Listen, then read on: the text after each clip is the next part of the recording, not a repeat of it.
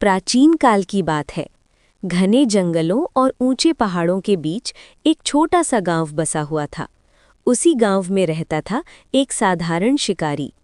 उसका जीवन कठिन था, परंतु वह परिश्रमी और ईमानदार था। शिकार करना ही उसके परिवार के पालन पोषण का एकमात्र साधन था। एक दिन वो जंगल में शिकार की तलाश में बहुत दूर निकल गया। दिन ढलने लगा, पर उसे कोई शिकार नहीं मिला। भूख और थकान से परेशान होकर वो एक विशाल वृक्ष पर चढ़ गया ताकि रात में जंगली जानवरों से बच सके। उसी वृक्ष के नीचे एक पत्थर पड़ा था जो देखने में साधारण था, पर वास्तव में वो शिवलिंग था। रात के अंधकार में शिकारी को नींद नहीं आ रही थी। जंगली जानवरों की आवाज़ें सुनकर वो डर गया। डर के मारे वो वृक्ष से पत्ते तोड़ तोड़कर नीचे फेंकने लगा ताकि कोई जानवर पास न आए। संयोगवश वे पत्ते शिवलिंग पर गिर रहे थे। वृक्ष से टपकती ओस की बूंदें भी शिवलिंग पर गिर रही थीं, मानो अनजाने में जलाभिषेक हो रहा हो। पूरी रात यही क्रम चलता रहा। शिकारी को ये भी पता नहीं था कि वो किसकी पूजा कर रहा है। उसके मन में न भक्ति थी न ज्ञान, बस जीवन को बचाने की चिंता थी।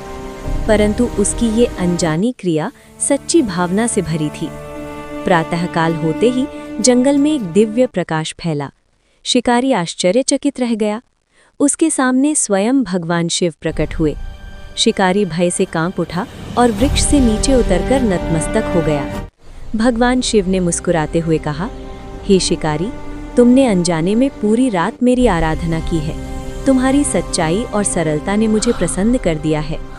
शिकारी ने विनम्रता से कहा, प्रभु, मैं तो अज्ञानी हूँ, मैंने कोई पूजा नहीं की, बस अपने प्राणों की रक्षा कर रहा था।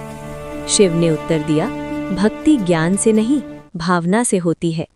तुम्हारे कर्म निष्कलंक थे, इसलिए तुम्हें मेरा आशीर्वाद प्राप्त हुआ। भगवान शिव के आशीर्वाद से शिकारी का जीवन बदल गया। उसका भय समाप्त हो गया और उसके भीतर करुणा जाग उठी। उसने हिंसा का मार्ग त्याग दिया और लोगों की सहायता करने लगा। ये कथा हमें सिखाती है कि सच्ची निष्ठा और पवित्र भावना से किया गया छोटा सा कर्म भी ईश्वर तक पहुंच जाता है। भक्ति का मार्ग सरल है, बस हृदय शुद्ध होना चाहिए। कथा से शिक्षा। ईश्वर भावना देखते हैं, विधि नहीं। सच्चाई और सरलता सबसे बड़ा गुण है। अनजाने में किया गया शुभ कर्म भी फल देता है।